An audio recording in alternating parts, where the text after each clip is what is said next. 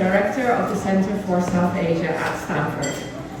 I want to thank the Ambedkar King Study Circle and the other organizations for inviting me to speak to you today. And I want to start by locating myself as part of the problem. So a bit about me.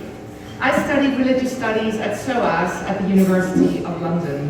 And I also have my PhD in South Asian Studies from that same institution. SOAS is a very prestigious college whose acronym stands for the School of Oriental and African Studies. Much as they try and get away from their full name and insist nowadays on being known as SOAS, they remain haunted by their Orientalist past. Indeed, SOAS was started in 1916 as the School of Oriental Studies, training colonial officers before sending them to India. Early on in my training as a South Asianist, I took an undergraduate class in Hinduism. I had already been to India a number of times. I had studied yoga there, which is where I got my name, but I had never studied South Asia academically. The Hinduism class was taught by two professors, both white. One who felt that Hinduism was best studied as a practice, go to the temple, learn, observe what people do. The other professor was a Sanskritist who wanted us to start by learning about the Vedas. Although we, of course, learned about the four Varnas and we were peripherally aware of the Gandhian term Harijan, we did not learn much or anything at all about caste in practice. And although my PhD was about the Hinduization of Hindustani music, and I was and remain much critical of scholars like Bhakande, who removed the hereditary Muslim musician from the history of North Indian classical music, I never thought of caste as particularly relevant, and I was never instructed to consider it. I moved to the United States in 2009, and I spent 10 years at the University of Wisconsin-Madison. While caste was discussed, it was usually in the context of development studies, sometimes anthropology, sometimes religious studies. But it was, at least in the conversations I had, never located as central to our understanding of South Asia. I am embarrassed to admit that, ironically, really only after coming to Stanford, that incredibly elite institution, that I started to understand the centrality of caste, and more importantly, the centrality of the Dalit and broadly DBA experience as part of our understanding of South Asia. As my understanding grew, I also started to realize that the South Asia, I, and most people who look like me, and who had gained our knowledge, our training, and our PhDs from educational institutions in the global north, continues to be framed in colonial terms.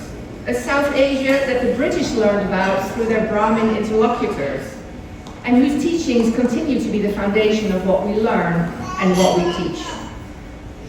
The Hinduism we learn about in the academy is by and large based on colonial Brahminical knowledge systems, which are by their very nature exclusionary. For example, even after 20 years of holding a PhD in South Asian Studies, I had no idea until recently that many communities in India eat beef as part of their regular meals. I was, of course, aware that the caste privileged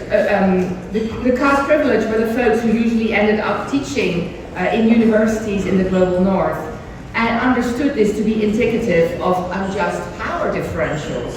But it was not until quite recently that I learned how few people can actually be identified as caste privileged.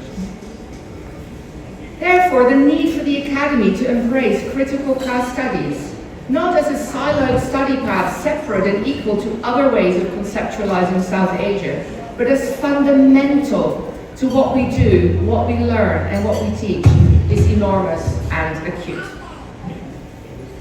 I'm fortunate to be surrounded at Stanford by South Asianist scholars and students who, through their scholarship, through their lived experience, or both, ensure that caste is a foundational lens through which we look at South Asia. And critical caste scholarship is essential to what we try to achieve at the Center for South Asia.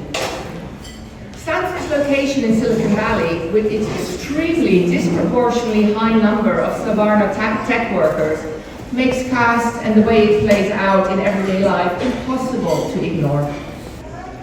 Of course, as teachers, it behooves us to create safe classrooms for all.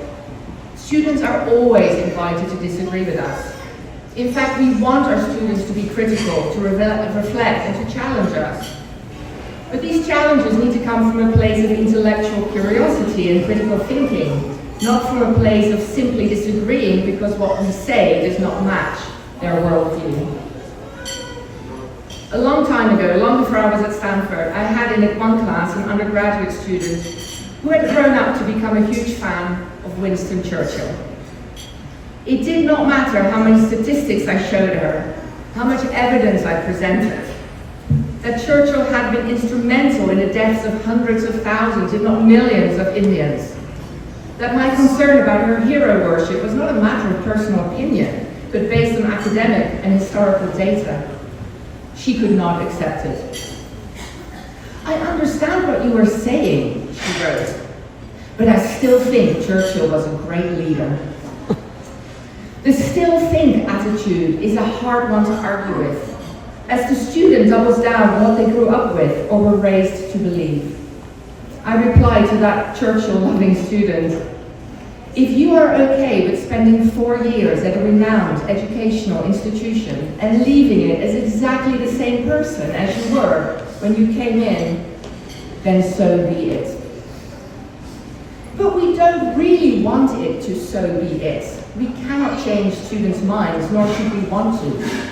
But we should present them with the tools to conduct scholarly analysis, to base ideas on evidence, to be guided by the principles of the academy, flawed as they often are, rather than ideology or opinion. This can be challenging in a world where the distinction between opinion and fact is increasingly blurred, and where presenting students with something as simple as historical realities can be perceived as an act of aggression. The logic of Hindu phobia is such that those who are not well versed in the complexities of South Asian politics are easily swayed by it. At the height of our advocacy for SB 403, something with which the Centre was deeply involved, I went to see the Mayor of Sunnyvale, Larry Klein, to offer my professional Stanford credentialed expertise if he should have any questions about caste, about Hinduism, or anything else pertaining to the bill. In the course of our conversation, it became clear that the fear of being labeled Hindu-phobic was so great that it is difficult to even explain that this is in fact not a thing. There are parallels here to other battles for justice we fight on college campuses, and which I cannot name here, for such is the pressure to not speak of them. But let us not consider the politics of Hindutva as the only threat to critical caste studies. Those of us who were trained as South Asianists through fundamentally colonial and Savarna knowledge systems, we need to retrain ourselves. We too, even as scholars of and experts of South Asia, we need to unlearn what we were taught and re-educate ourselves in a truly inclusive and critical way, which is why I am so grateful for the community that you all offer me. I often think back to that first class on Hinduism I took at SOAS way back when, with the two professors arguing about the best way to teach Hinduism. We should go to the temple, we should read Rig Veda, temple, Rig Veda, temple, Rig Veda, back and forth. Now I know we needed a third person in that class to say, if you want to learn about Hinduism, start by reading Dr. Ambedkar. Thank you so much for having me.